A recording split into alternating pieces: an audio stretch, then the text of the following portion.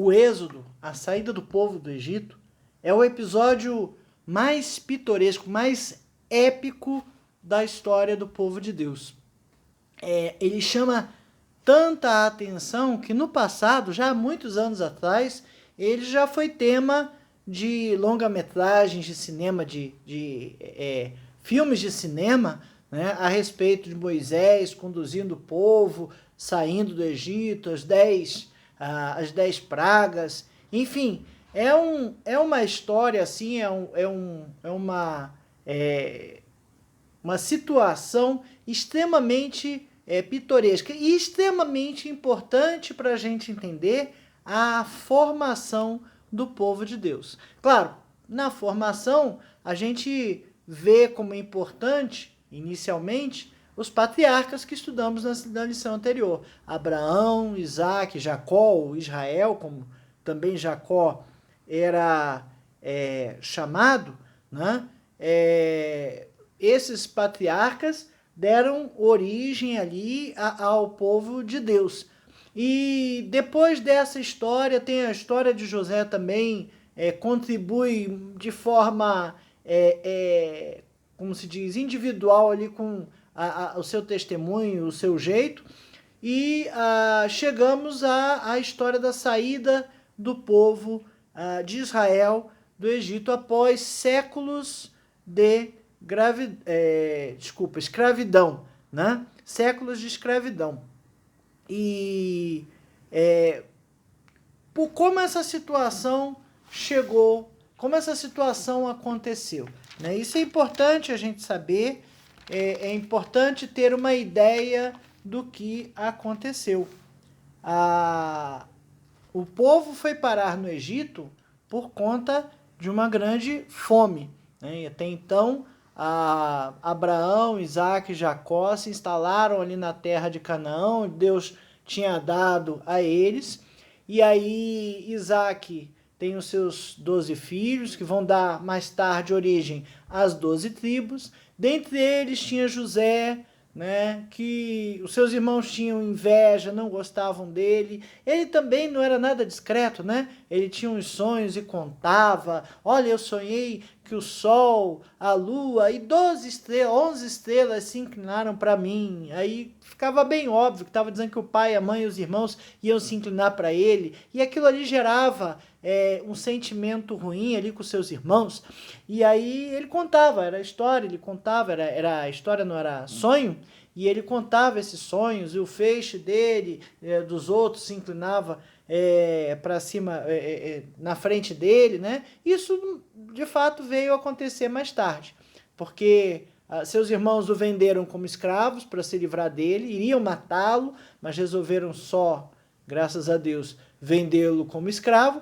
Dali ele foi parar na casa de Potifar, né? Teve a situação com a esposa de Potifar, depois ele foi parar na cadeia ele foi o carcereiro-mor, e interpretando o sonho do copeiro e do padeiro real, né, ele, muito tempo depois, foi lembrado pelo copeiro, que sabia interpretações. O rei, o faraó, teve um sonho, o das vacas magras e as vacas gordas, né? Na realidade eram 7 vacas gordas e depois vinham 7 vacas magras que comiam as vacas gordas.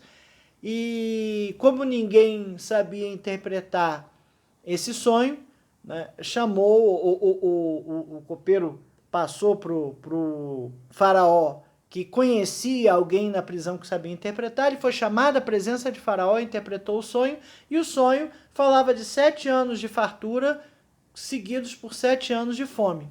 E aí, Faraó gostou ali da interpretação, gostou de descobrir o segredo, o mistério que se tinha naquilo ali, e da ideia que se tinha no sonho, que era juntar recursos, alimentos por 7 anos, para depois fazer frente aos outros 7 anos de fome. E assim o faraó coloca José como vice-rei do Egito, e nesses anos de fome, quem vem ter com eles? Os seus irmãos. Então há um reencontro inicialmente até velado. José reconhece seus irmãos, mas seus irmãos não reconheceram José, provavelmente porque estava em trajes egípcios, todo diferente, né? E aí seus irmãos não reconheceram, e aí José acaba por perdoá-los e trazer a sua família para morar no Egito por ordem daquele faraó que gostava muito de José. E a partir daí o povo se instala ali no deserto de Gósen, nas terras do Egito, e passam aqueles 7 anos de fome. A situação é que depois eles permanecem por ali. Eles permanecem por ali e se multiplicam tanto, e os faraós mudam e chegou um novo faraó, quase 400 anos depois, que não conhecia a história de José, não conhecia José. E por conta disso, né, teve receio do que poderia acontecer com aquele povo todo na sua terra, né? Então, essas histórias estão no livro de Gênesis ainda, né? No Gênesis 13, de 14 a 18, o Senhor promete a terra de Canaã a Abraão, né? E ele está fazendo aqui a promessa da terra, né? Disse o Senhor a Abraão, depois que Ló se separou dele, ergue os olhos e olha desde onde estás para o norte, para o sul, para o oriente e para o ocidente, porque toda essa terra que vês, eu te darei e a ti a tua descendência para sempre. Farei a tua descendência como o pó da terra, de maneira que se alguém puder contar o pó da terra, então se contará também a tua descendência. Levanta-te, percorre essa terra no seu comprimento e na sua largura, porque eu te darei. E Abraão, mudando as suas tendas, foi habitar nos carvalhos de Manre, que estão junto a Hebrom, e levantou ali um altar ao Senhor. E no 15, do 13 ao 16, o Senhor entra em aliança com Abraão, e olha que interessante,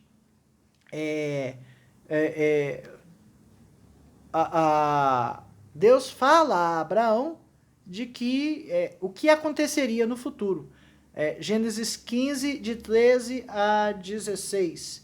Né? Então lhe foi dito, sabe com certeza que a tua posteridade será peregrina em terra alheia, e será reduzida à escravidão, e será afligida por 400 anos. Mas também eu julgarei a gente a quem te sujeitar, mas também eu julgarei a gente a que tem de sujeitar-se, e depois sairão com grandes riquezas, e tu irás para os teus pais em paz, serás sepultado em ditosa velhice.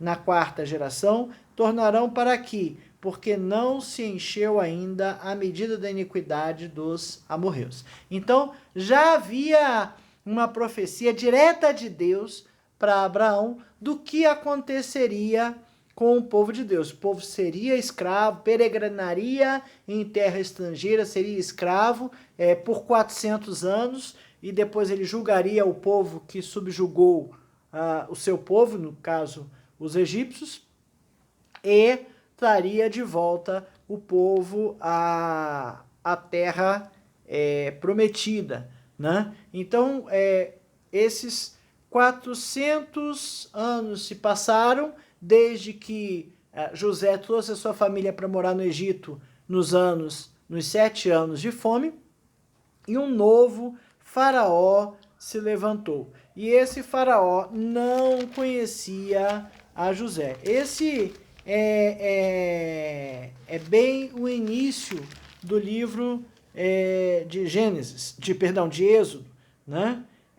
Faleceu, versículo 6 do 1º capítulo, faleceu José e todos os seus irmãos e toda aquela geração, mas os filhos de Israel foram fecundos e aumentaram muito, e se multiplicaram grandemente e se fortaleceram, de maneira que a terra se encheu deles. Entremente se levantou um novo rei sobre o Egito, que não conhecera José. E este disse ao povo: eis que o povo dos filhos de Israel é mais numeroso e mais forte que nós. Eia, usemos de astúcia para com ele, para que não se multiplique e seja o caso que, vindo guerra, ele se ajunte com os nossos inimigos, peleje contra nós e saia da terra. Então esse era o temor deste novo faraó que se levantou, né? Que o povo de Israel, que já estava extremamente numeroso, como Deus falou a Abraão, né, que se alguém pudesse contar a areia da praia, a areia do mar, né, poderia também contar o seu povo. Lá em Gênesis, foi 13 que eu li agora? 13, de 14 a 18.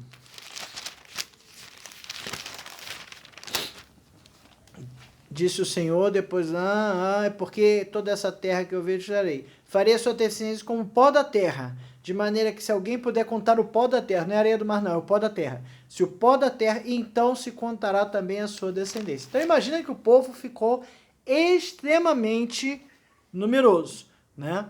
E por ficar numeroso, aquele rei egípcio, que não conhecia a história de José, colocou grande opressão contra o povo de Deus, para que esse povo não guerreasse contra os egípcios e os egípcios perdessem uma guerra, né? E aí Deus levanta, no meio dessa situação, Moisés. Ele prepara alguém para, como se diz, liderar a saída do povo e prepara a liderança e conduz o povo para fora do Egito através da liderança de Moisés. Moisés foi um dos heróis da fé, né? Uma grande personalidade, uma personalidade muito marcante nessa parte da história da Bíblia, porque ele fez um grande movimento ali de libertação do povo, né? 40 anos quando Moisés saiu do Egito lá para a casa do seu sogro, lá onde ele se casou, mais 40 anos depois Deus fala com ele e ele vai, tira o povo do Egito e passa mais 40 anos no deserto com o povo, porque o povo errou e acabou não confiando em Deus para entrar na terra prometida. 120 anos aí de história, 40 sendo preparado, né? Mais 40 sendo lapidado e mais 40 trabalhando na obra. Moisés, autor do Pentateuco, né, foi então um dos grandes nomes do Velho Testamento. E a ideia desta lição aqui é refletir sobre o êxodo, sobre a saída do povo de Deus. Essa é a lição número 5 da revista Palavra e Vida, edição número 72. A revista Palavra e Vida é editada pela Convenção Batista Fluminense, está disponível no site batistasfluminense.org.br. Existe uma versão digital, você pode acessar o site da Convenção Batista Fluminense e baixar a versão digital com o mesmo conteúdo desta revista. Essa revista tem por tema liberdade de lições do Pentateuco para os nossos dias, Pentateuco se referindo aos 5 primeiros livros da Bíblia, Gênesis, Êxodo, Número, Levítico e Deuteronômio. Essa lição foi escrita pelo pastor Silvio César Cândido Torres, e como eu disse, estamos na lição número 5, e viu Deus a aflição do seu povo, é o título. Mas sem mais demora, passamos então a entender o que é Êxodo. Êxodo, saída da terra da escravidão, é o primeiro tópico. Êxodo é uma palavra grega que tem por significado saída, partida, marcha, né? Êxodo é uma palavra conhecida nos nossos vocabulários, né? O êxodo rural são as pessoas saindo da zona rural e vindo para a cidade, não querendo trabalhar no campo. Enfim, a gente usa essa expressão no nosso linguajar com bastante facilidade. E aqui na Bíblia, esse livro de fato narra a saída do povo do Egito, né? E ele começa falando da descendência, são estes os nomes dos filhos de Israel, que entraram com Jacó no Egito, cada um entrou com a sua família. Então foram só as 12 tribos e com a sua família pequena, né? A família as famílias se tornaram numerosas naquele território.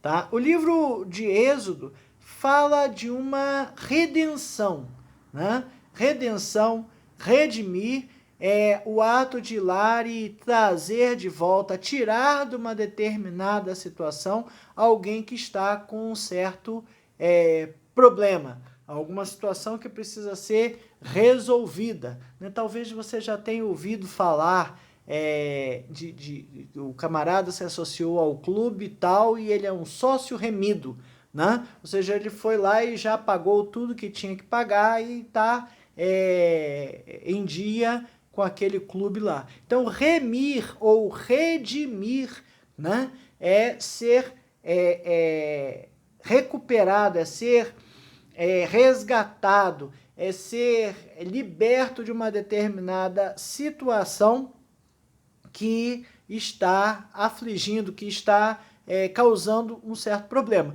E no Êxodo a gente tem Deus remindo ou redimindo o seu povo ali da escravidão. O povo se tornou escravo e começou a clamar a Deus por uma libertação, né? O livro apresenta então os fatos que deram origem à tribo de Israel, né? Porque da redenção, da saída do povo do Egito, a peregrinação pelo deserto de Canaã e a reorganização depois do povo na terra, né? A gente vê ali a organização do povo de Israel. Lá no Gênesis, né, quando Deus fez a promessa a Abraão, ele falava: em ti serão benditas todas as famílias da terra. O projeto era muito grande, o projeto de Deus era uma coisa muito gigantesca, né? E começou então separando Abraão, Isaac, Jacó ou Israel, né? E dali fazendo crescer a nação. O livro de Êxodo mostra Deus como um provedor, mostra esta situação da redenção, né? Redenção, a necessidade de redenção que começou lá no paraíso, quando Eva e Adão pecaram, e de lá Deus já disse que nasceria aquele que esmagaria a cabeça da serpente, e de lá ele fez já alguma redenção ali, tirando Noé e sua família para salvar a espécie humana, e agora a história da redenção toma corpo, ou toma um primeiro significado na retirada do povo do Egito. Estava em situação de escravidão, como também nós, pecadores, ficamos em situação de escravidão do pecado, né? E Deus foi lá e resgatou o seu povo da escravidão. Essa retirada do cativeiro e condução à terra prometida, então é essa redenção que nós estamos falando. Existe uma certa similaridade, né, na chamada de Abraão, que retirado de sua terra, da sua parentela, de um lugar onde havia idolatria, para a bênção dele sair em várias nações. E o Senhor também chama a nação de Israel, os hebreus, no meio da escravidão e no meio da servidão, né, para colocá-los na terra prometida e serem benditos, ser um povo bendito, um povo que abençoaria todas as famílias da terra. Então há uma certa similaridade, há um paralelo que a gente pode observar nesses dois movimentos. Tanto retirar Abraão ou resgatar Abraão no meio da sua terra, da sua parentela, com um ambiente que não era um ambiente agradável ao Senhor, quanto retirar o povo de Deus do meio da escravidão para de fato ocupar a sua terra. E ao longo do êxodo, aliás, desde o início da libertação até a condução do povo à terra prometida, a entrada em si, a gente vê Deus suprindo as necessidades do povo, tanto as necessidades espirituais, quanto as religiosas e até as materiais, né? Deus vem coordenando, vem abençoando e vem acompanhando o povo em toda essa jornada. É bem verdade que na maior parte da jornada o povo reclamava, o povo chorava, o povo questionava. Mas Deus deu a lei e ele deu a lei com o fim de orientar o povo e os mandamentos, né? Com a finalidade de mostrar ao povo como deveriam se relacionar com Deus, né? O povo deveria, em compensação, ser santo, ser separado para ele.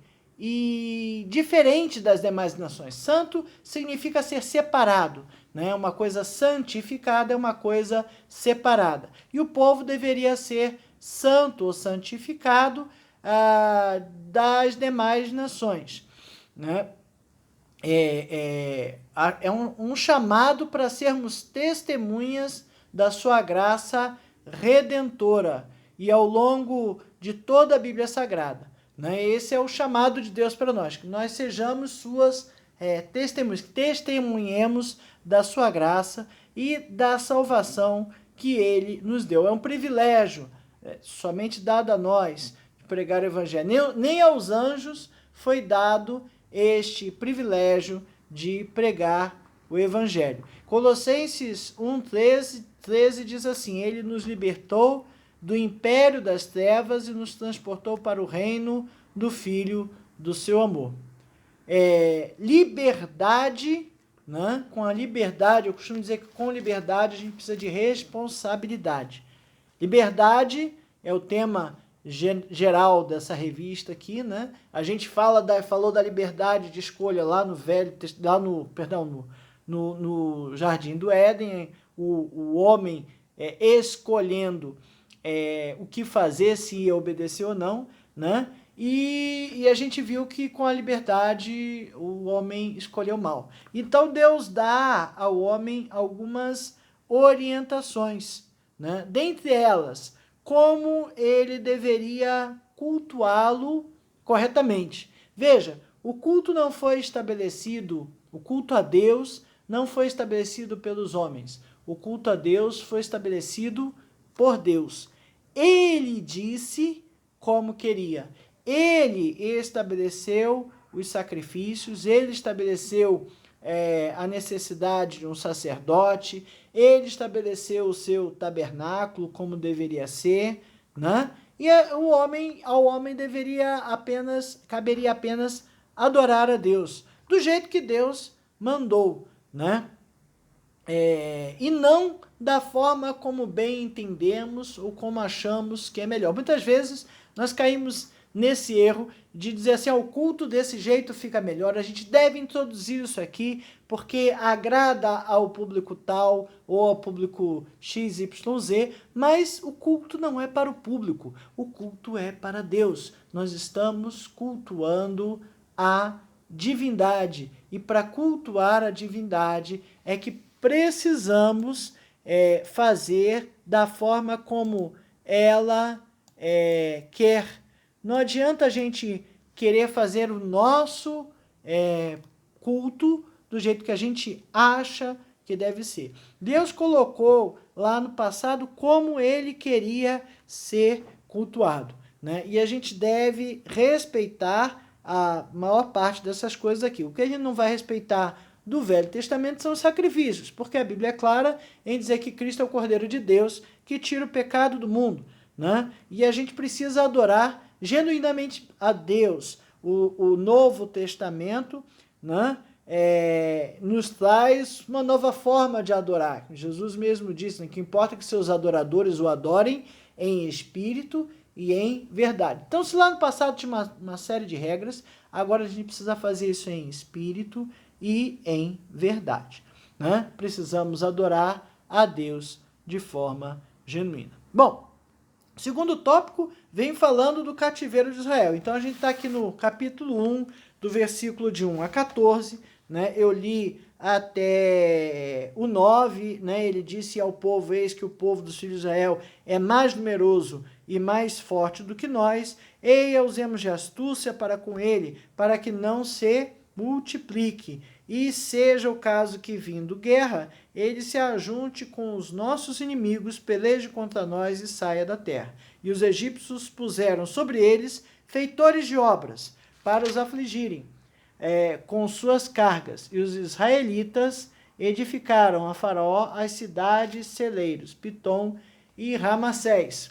Mas quanto mais os afligiam, tanto mais se multiplicavam e tanto mais se espalhavam, de maneira que se inquietavam por causa dos filhos de Israel. Então, os egípcios, com tirania, faziam servir os filhos de Israel, e eles fizeram amargar a vida com dura servidão, em barro e em tijolos, e com todo o trabalho do campo, e com todo o serviço em que, na tirania, os serviram. O castigo ao povo foi profetizado lá em Gênesis 15. Eu li agora há pouco, Gênesis 15, do 13 ao 16, a gente vê Deus falando, reafirmando a sua promessa, a sua aliança com Abraão e reafirmando que o povo passaria por isso. Então, Gênesis 15, do 13 ao 16, diz assim: então lhe foi dito, sabe que com certeza a tua posteridade será peregrina em terra alheia, e será reduzida à escravidão, e será afligida por 400 anos. Então isso já estava escrito, já estava profetizado do próprio Deus para Abraão, né? O clã de Abraão foi para o Egito com 70 pessoas, né? Êxodo 1, versículo 5, e todas as pessoas, pois, que desceram de Jacó foram 70. José, porém, estava no Egito. Então, fora José, que já estava lá, 70 pessoas desceram para o Egito, né? E por volta de 1677 a.C., os arqueólogos, com várias evidências, levantam estas datas aí para nos auxiliar na linha da história, né? Em Êxodo 1, de 1 a 6, diz que eles se multiplicaram em milhares de pessoas. Então a narrativa diz que nesse tempo, cerca de 1542 a.C., levantou-se o novo faraó. Então, também por evidências arqueológicas, de 1677 a 1542, né, levantou-se o novo faraó que não conhecera José, o que também significa que esse novo rei não era favorável aos seus descendentes, né? E à medida que a população de Israel crescia, o faraó foi entendendo que essa população constituía em uma ameaça, sobretudo se viesse guerra. Se viesse guerra, os homens poderiam, como se diz, entrar em guerra, eram os guerreiros, né? Então, o faraó manda destruir, matar os recém-nascidos do sexo masculino, para impedir o crescimento populacional dos hebreus, né? Seriam esses meninos crescidos, né, daí a 20, 30 anos, que pegariam em armas para lutar, para guerrear contra o faraó. Então, a ideia deles, do faraó, foi essa: mata os meninos, porque matando os meninos a gente evita um problema, né? Evita, como se diz, evita aí guerra, né? Só uma correção, no tempo em que José governou, não, tá certo, 1677 teriam entrado no Egito. Eu achei que eu tinha errado aqui a informação. Bom, então, esse plano não deu certo. O plano de matar os bebês, porque as parteiras temiam ao Senhor. Então, Êxodo 1, de 15 a 21, fala das parteiras que desobedeceram ao faraó. O rei do Egito ordenou às parteiras hebreias, das quais uma se chamava Sifrá e outra se chamava Puá, dizendo: quando servirdes de parteiras hebreias, examinai, se for filho, matai-o, mas se for filha, que viva. As parteiras, porém, temeram a Deus e não fizeram como lhes ordenara o rei do Egito. Antes deixaram viver os meninos. Então o rei do Egito chamou as parteiras e lhe disse: por que fizeste isso e deixaste viver os meninos? Responderam as parteiras a Faraó: é que as mulheres hebreias não são como as egípcias, são vigorosas. E antes que lhe chegue a parteira, já deram luz a seus filhos. E Deus fez bem às parteiras, e o povo aumentou e se tornou muito forte. E porque as parteiras temeram a Deus, ele lhes constituiu família. Então ordenou Faraó a todo o povo, dizendo: a todos os filhos que nascerem aos hebreus lançareis no Nilo, mas todas as filhas deixareis viver. Então, as parteiras receberam uma ordem, uma lei, né? Um decreto do rei, do faraó, né? E esse decreto era um decreto mau, era um decreto injusto, era um decreto que ia contra a vontade de Deus. Matar crianças, meninos recém-nascidos. E as parteiras fizeram o quê? Desobedeceram a essa lei, porque era uma lei contra a vontade de Deus, era uma lei contra Deus, né? E aí a gente fica pensando, o que a gente faz quando recebe uma ordem para fazer alguma coisa que vai contra a vontade de Deus? Será que a gente justifica o que a gente está fazendo para fazer o que Deus está mandando? Ou a gente se contrapõe?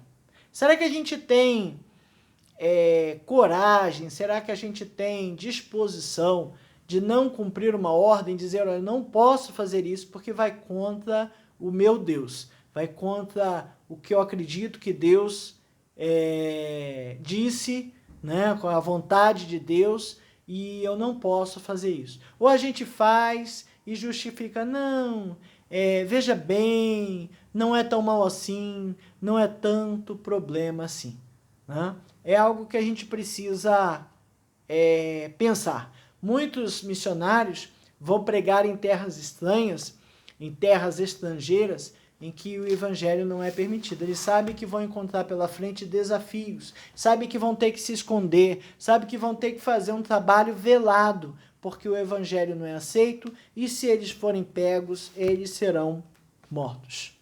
E aqui, será que aqui na nossa terra tem tido leis que vão contra a vontade de Deus? Será que tem? E será que a gente tem cumprido essas leis para não se dispor, para não cometer um crime? Veja bem, não é tão grave assim, né? Não tem tanto problema se eu fizer, mas não disser, né? Como é que é a situação? O que eu tenho feito? Precisamos ter muita atenção com relação a esse aspecto.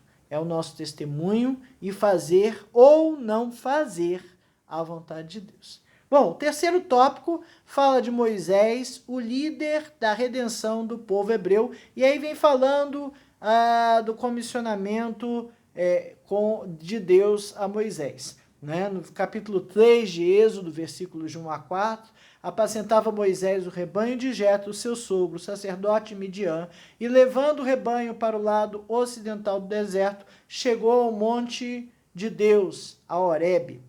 apareceu-lhe o anjo do Senhor numa chama de fogo no meio de uma sarça. Moisés olhou, e eis que a sarça ardia no fogo, e a sarça não se consumia. Então disse consigo mesmo: irei para lá ver essa grande maravilha, porque a sarça não se queima.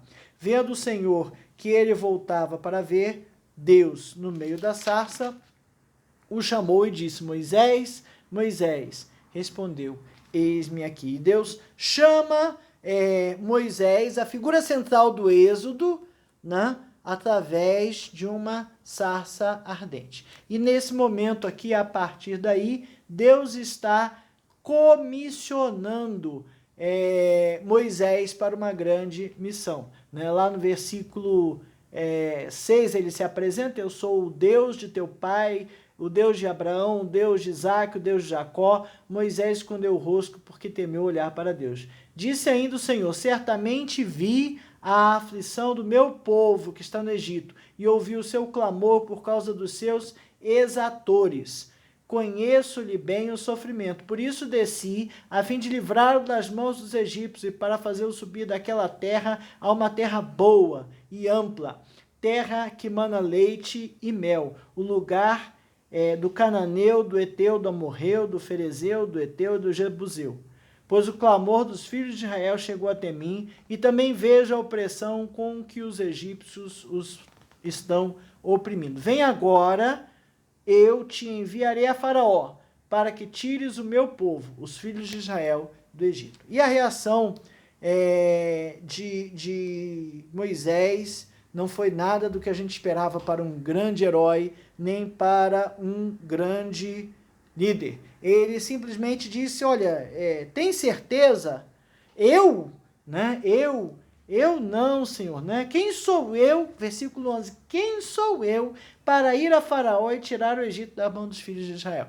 Olha, Moisés foi criado no palácio. Desde que ele nasceu, ele foi colocado ali no cestinho, perto da filha do faraó, que estava se banhando. A filha do faraó olhou o bebê, achou o bebê bonito: Moisés, das águas o tirei, né? E dali ele foi criado por uma mãe hebreia, porque tinha ali uma mãe de leite, né? Que era a mãe dela mesmo, porque foi a irmã de Moisés que colocou ele nas águas. Então ele foi criado até os 40 anos dentro do palácio. Ele conhecia toda a vida do palácio, conhecia o faraó, seus filhos, conhecia todo mundo, né? E aí ele vira para Deus e fala: quem sou eu para ir lá? Né? Quem sou eu para ir lá? Ir a Faraó e tirar do Egito os filhos de Israel. Quem sou eu? Olha, se Moisés, que cresceu ali dentro do império ali, do reinado do faraó, não era alguém capacitado para ir, eu não sei quem seria. Eu não posso imaginar quem seria. Mas Moisés não se sentiu apto a fazer isso, né? E a Bíblia narra que Moisés passou 40 anos, né, lá em Atos 7, de 23 até o 30, essa história é recontada, né, é contada lá em Atos, e conta os períodos em que isso aconteceu. Atos 7, do 23 ao 30, diz assim: quando completou 40 anos, veio a ideia de visitar os seus irmãos, os filhos de Israel. Vendo um homem tratando injustamente, tomou-lhe a defesa e vingou o oprimido, matando o egípcio. Ora, Moisés cuidava que seus irmãos entenderiam que Deus os queria salvar por intermédio deles. Eles, porém, não compreenderam. No dia seguinte, aproximou-se de uns que brigavam e procurou reconduzi-los à paz, dizendo: homens, vós sois irmãos, por que vos ofendeis uns aos outros? Mas o que agredia o próximo repeliu, dizendo: quem te constituiu autoridade e juiz sobre nós? A estas palavras, acaso queres matar-me, como fizeste ontem ao egípcio? E aí Moisés fugiu e tornou-se peregrino na terra de Miriam, onde nasceram 2 filhos. Decorridos 40 anos, apareceu-lhe no deserto, no monte Sinai um anjo, por entre as chamas de uma sarça que ardia. Moisés, porém, diante daquela visão, ficou maravilhado e, aproximando-se para observar, ouviu-se a voz do Senhor. Então, veja, 40 anos ele viveu no palácio do faraó. E mais 40 anos ele viveu no deserto de Midian. É interessante que o nosso autor aqui coloca que Deus colocou Moisés no palácio e viveu, digamos assim, revestido de ouro. E depois ele colocou ele como um pastor de ovelhas, para que a areia do deserto raspasse todo o ouro que o revestia.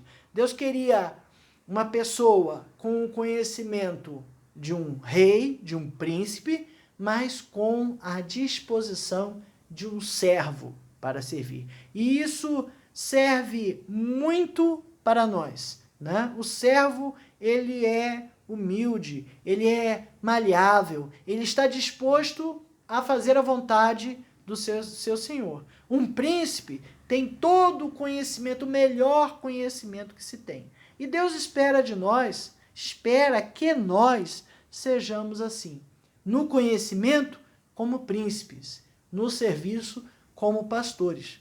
O pastor de ovelha, ele apacenta um rebanho e ele passa por sérias dificuldades ali, tanto de temperatura quanto de andar, como se diz, atrás das ovelhas, às vezes dormindo no campo, passando fome ou demorando um pouquinho para comer porque tem que resolver o problema de uma ovelha ali, frio, né? E falta de algumas coisas. Ele acaba sendo humilde. E Moisés acabou aprendendo essa humildade quando chegou no deserto de Midian, fugido, com medo de ser identificado como criminoso, né? e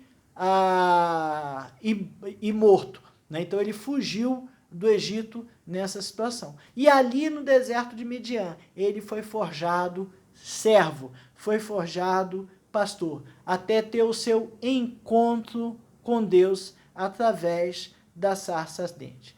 Quando Moisés entendeu que Deus o capacitaria para fazer tudo o que era necessário, e ele, de fato, se colocou nas mãos de Deus para cumprir a obra, então Deus o conduziu à presença de Faraó e lá fez com que operasse as 10 pragas ali, trouxesse as 10 pragas anunciadas com a devida antecedência, até que Deus conduziu o povo, né? Deus libertou o povo do jugo de Faraó. Eu pergunto a você, será que essa história de Moisés nos inspira a ouvir com atenção a voz de Deus, buscar aprender o máximo possível, entender que Deus capacita os chamados, Ele não chama os capacitados. Pode até aproveitar um conhecimento que nós tenhamos, mas na vida de Moisés, Deus veio capacitando Moisés desde o berço para uma missão que ele escolheu especificamente para Moisés. Né? Deus capacita os chamados, Ele não chama os capacitados. Deus não chama quem não tem nada para fazer. Deus chama aqueles que estão atolados de serviço, porque aqueles que estão atolados de serviço geralmente querem mais serviço para trabalhar, né? E estão sempre dispostos a servir a Deus. A história de Moisés é uma história inspiradora. Ela nos mostra a disposição em servir. Demorou um pouquinho para cair a ficha, mas a disposição em servir e a obediência incondicional que Moisés aprendeu a ter com Deus. Será que em nossas vidas estamos dessa forma? Será que nós temos essa